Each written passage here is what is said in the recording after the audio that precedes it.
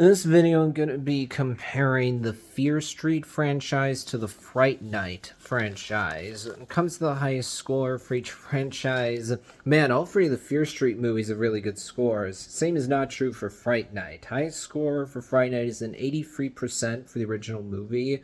With Fear Street, the latest installment is an 89%. When it comes to the lowest score for Fear Street is still an 83%, which is still really good. Whereas the Fright Night, the latest installment, only has a 17%. Ooh, big drop off there. Then when you look at average score, Fear Street is an average of 86, Fright Night is an average of 52. When you look at gap between lowest and highest score, you got literally only a gap of 6% in the case of Fear Street, whereas with Fright Night, you're talking about gap of 66.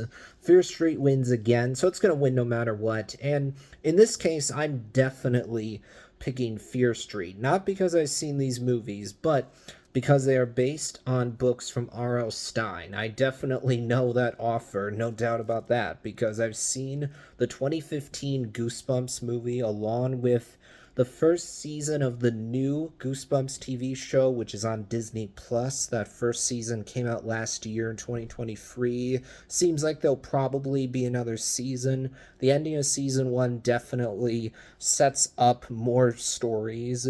I've also seen every episode of the original 1995 Goosebumps show, which is different from the new one, to be sure. With the original series, it was all different stories that were being told. There's a whole bunch of different characters. The stories were not connected to each other directly. They were just connected in the sense that they were all telling these entry-level scary stories about a whole bunch of different things. There wasn't actually characters that showed up in multiple episodes. Don't get me wrong, sometimes you had like a part 1 episode and then a part 2 episode, for example, but once that story was wrapped up, you'd move on to new characters, a new story. You didn't have characters that you were following throughout the entire show. It was an anthology style show that was telling a whole bunch of different stories, whereas with the new Goosebumps TV show, which is on Disney Plus, you're following one set of characters. There's one continuous story, so it's not an anthology style show like the original Goosebumps show was. It's more traditional in that sense. I kind of miss the anthology style of the original Goosebumps show. I think the intro to the original show is more memorable than the new introduction, but overall I still had a good time with the new Goosebumps show.